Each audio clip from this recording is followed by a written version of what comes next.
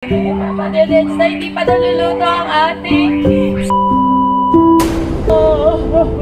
Deds na. Tuwang ba?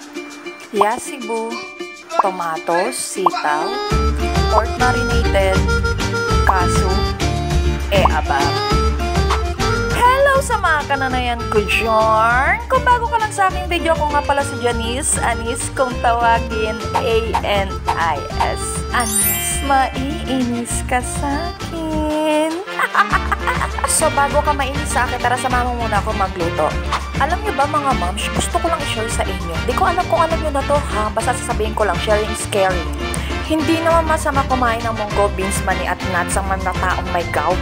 Ang gout kasi nangyayari yan kapag masyado mataas ang purine sa kinakain natin. And ang purine, nakakonvert yan into uric acid. Kapag mataas ang uric acid mo, doon magkakaroon ng mga crystal. And pwede na sumakit yung paa, tuhod o yung mga kamay mo. Pero take note, opo, may purine ang mga beans. Pero hindi yan kayang pataasin ng significant yung uric acid nyo sa dugo. Ang pagkain ng mga sitaw, beans, munggo, mas may potential pa yung pababain ang uric acid mo. Totoo. Ang dapat natin iwasan ay mga pagkain laman loob kagaya ng atay, yarn, malakas yarn. Hindi ako doktor para sabihin to. Gusto ko lang i-share ang aking knowledge power. So ito na nga, mabalik na tayo sa niluluto natin. Nilagyan ko ng abab at lalagyan ko rin ng H2O. Tara, H2O at konting sugar. At nilahok ko ng nilahok. Pagkalahok ko, yan na pala ang sign ng pagkawala ng gas. So ayun guys, dahil wais na meses tayo, dito na tayo na nagluto. Diba? Yan.